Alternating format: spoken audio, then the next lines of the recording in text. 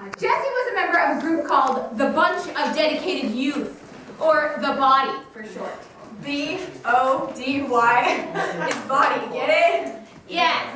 Now, the Body was made up of both young men and women, and it had quite a noble purpose, to help other people.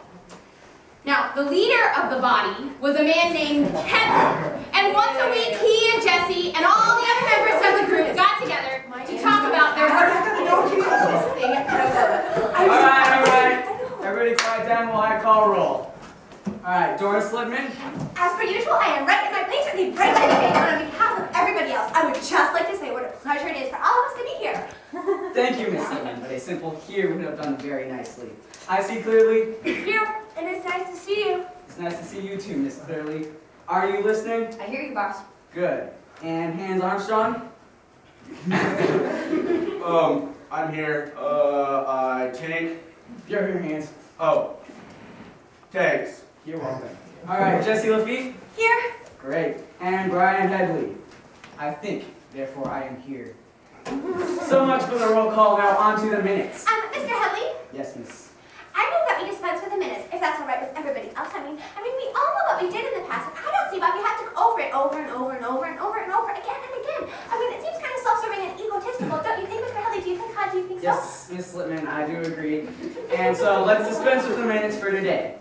Does anybody have anything for... Oh, Jesse. Mr. Headley, I think that we should do something to help the poor people. You know, the people without homes or food. That is a great idea, Jesse. Does anybody have any ideas? Well, first we need to look for the people. I mean, it's no use trying to help people if you don't know where they are. So, I mean, we need to have somebody out in the streets, looking for people we can help. You think so, Mr. Headley? You think so, honey? Yes, yes, Miss Littman, I do think so. I'll do that, Mr. Headley.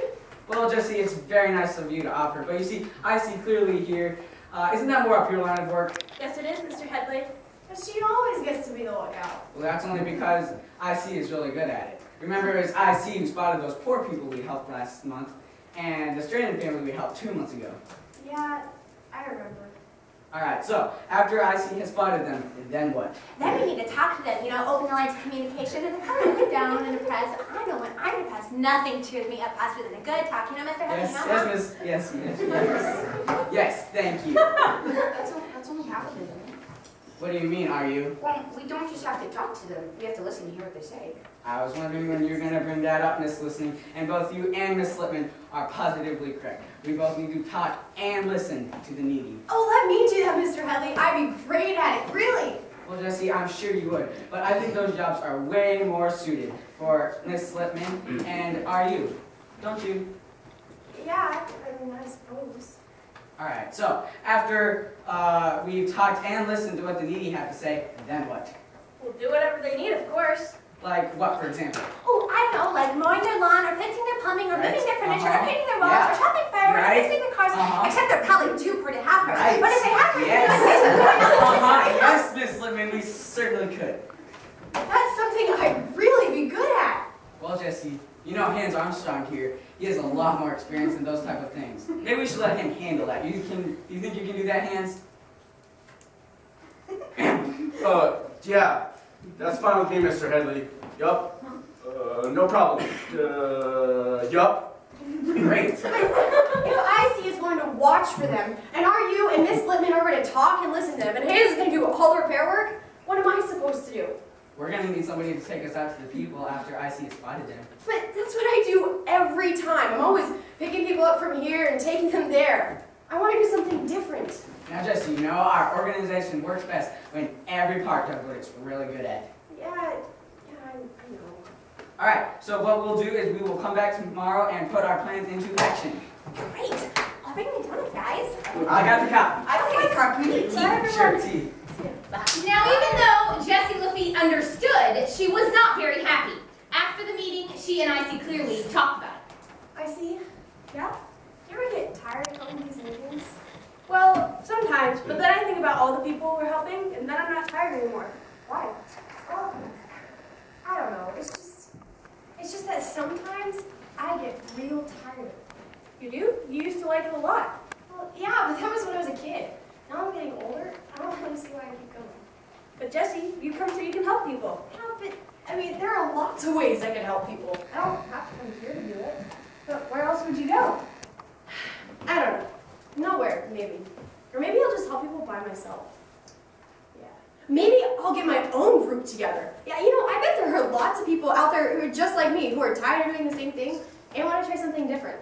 I don't think that's a very good idea, Jessie. Oh, yeah? Well, I'll show you. When you meet everyone tomorrow morning, tell them that I quit. Quit? But Jessie, you can't. I just did. Bye, Icy. Jessie! Oh no. And so the next morning found a very excited Jessie putting together her own group, which she called the Lafittes. She was right about one thing. There were a lot of people out there who felt just like she did, and before long, she and her new followers were making their way downtown to find people who needed help. This is great. This is so Oh, great. for the love of Jesus, just so many. So many people. Okay. Now the first thing we gotta do is keep an eye out for this. Yeah. Let's go. And that's just what they did. For several weeks, in fact. They moved up and down the streets, watching and watching and watching. But try as they might, they just couldn't seem to find anybody who needed help. The only person they saw day after day was a well-dressed man who just sat on a bench. Oh, yeah. Ooh, right there. And that gave Jessie an idea. You know, that guy sits there every day, so he probably knows this neighborhood pretty well. Yeah, that's true. I wonder if he can tell us where we can find some people who need help. Yeah. Great idea. Hi. Hello. My friends and I couldn't help noticing that you sit here a lot. Yeah, you do. That's kind of because I live here. What? What? I know it's going to sound kind of weird, but a few weeks ago, my house burned down and everything I own in it.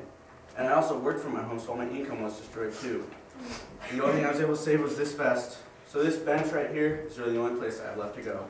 Oh, man. well, see, we're here to help people. Yes, we are. You are? Yeah, and we were wondering if you know where we could find any Find any what? people who need help. Yeah, people who need help. No, I don't. But if I find any, I'll let you know. Oh, sure. Great. Thank you. So Thank great. you so much. Thanks a lot. Well, we gotta go. See you around. Yeah. See ya. Goodbye. Sure. Needless to say, nothing ever came of that. Several more weeks passed, and Jessie and her Lafittes became more and more discouraged. Then one day they noticed that the well-dressed man was not sitting on the bench anymore, and they went into a nearby diner, where they always had lunch, and asked Marge, the waitress, about the man.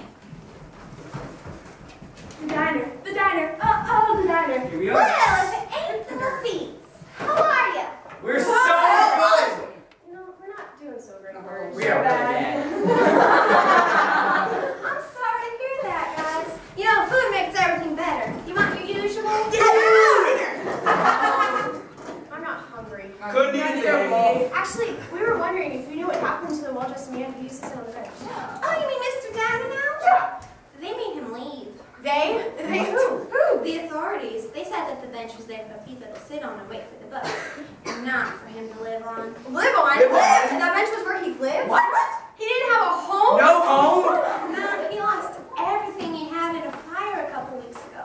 Didn't you guys know that? Well, now that you mention it, you did say something about a fire when we first met. Yeah, I remember something like that. If that's true, why did he promise to tell us if he found anyone who needed help? Yeah. If anyone around here needed help, he was Mr. Diamond now. You guys probably just didn't hear him right. No, I guess we didn't. Any idea where he is now? There's no telling. I can't believe it! Not only did we not spot the one person around here who actually needed help, but we blew it when it came to talking and listening to him. Well, if you guys are still looking for somebody to help, I can use somebody to visit. Well, it's my sister.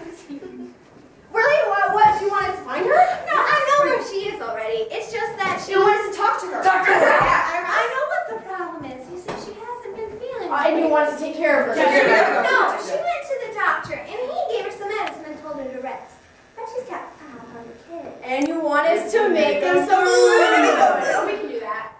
I already took care of that. So, just how do you want us to help? I need somebody to take the food to them.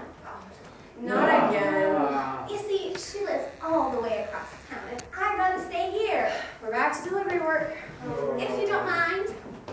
No, I guess we don't. You guys, grab the food. Let's go. And so the Lafittes made the journey across town to deliver the food to Marge's sister, and after they had delivered it, they noticed something very peculiar. You know, that felt really good. It felt so good. I really feel like I helped someone. Yeah. You know, left the body. Since I left the body! No wonder nothing's been working out. I've been trying to do a bunch of stuff that I'm not any good at. I have been so dumb. You're so dumb! Well, you know what? I'm not going to be dumb anymore. I'm going back. Yeah, let's go back. And so Jessie broke up the Laffittes and raced back as quickly as she could to the building where the body met. Mr. Headley, I see. Hands. It's me, Jessie Lafitte. I've come home. Hey, where is everybody? Come to think of it, where's all the furniture? What's going on here? Hello? Jessie? Jessie Lafitte, is that you? I see. Oh, it is so good to see you again. You came back, but I thought you might have formed your own group. My goodness, I tried, and I really messed things up. I realize now that I should do what I'm good at, instead of trying to do what other people are good at. Oh, Jessie, if only you'd realized that sooner. Yeah, well, the important thing is that I know it now. Listen, where is everybody? I want to get back to work. They're all gone, Jessie. Gone? You mean out helping people? No, I mean gone isn't left. The body has been broken up. Broken up? Yeah, I just came back to get the rest of my stuff. Everyone else has moved on to different jobs. Hands joined the circus as their straw man. Mr. Headley works for a computer company. Mrs. Littman is a telephone operator. Are you at his radio programs? And I'm a lifeguard at the beach. Why? The body was so good at helping people. Why did it have to break up? Well, because when you left, we couldn't get to the people who needed help. We can't help people, we can't get to them. You mean just because I wasn't here? The body couldn't do what it was supposed to do. But can't we get back together? It's too late. Goodbye, Jessie. But... Goodbye, Jessie. No! And so the bunch of dedicated youth dissolved, and even though each of the members went on to different things, they were all a lot sadder. For where once there had been a group of people who helped people, now there was just an empty room. The body in it had died. From 1 Corinthians 12 through 24. The human body has many parts. And the many parts make up one whole body. So it is with the body of Christ. We have all been baptized into one body by one Spirit. And we all share the same Spirit. Yes, the body has many parts, not just one part. If the foot says, I'm not a part of the body because I'm not a hand, that doesn't make it any less a part of the body. If the ear says, I'm not a part of the body because I'm not an eye, would this make it any less part of a body? If your whole body were an eye, how would you hear? If your whole body was an ear, how would you smell anything? But our bodies have many parts, and God has put each part just where He wants it. How strange a body would be if only had one part. Yes, the body has many parts, not just one part. The eyes can't say to the hand, I don't need you. And the head can't say to the feet, I don't need you. This makes for harmony among the members. So that all the members care for each other. If one part suffers, all the other parts suffer with it. And if one part is honored, all the other parts are glad. All of you together are Christ's body, and each of you is a part of it.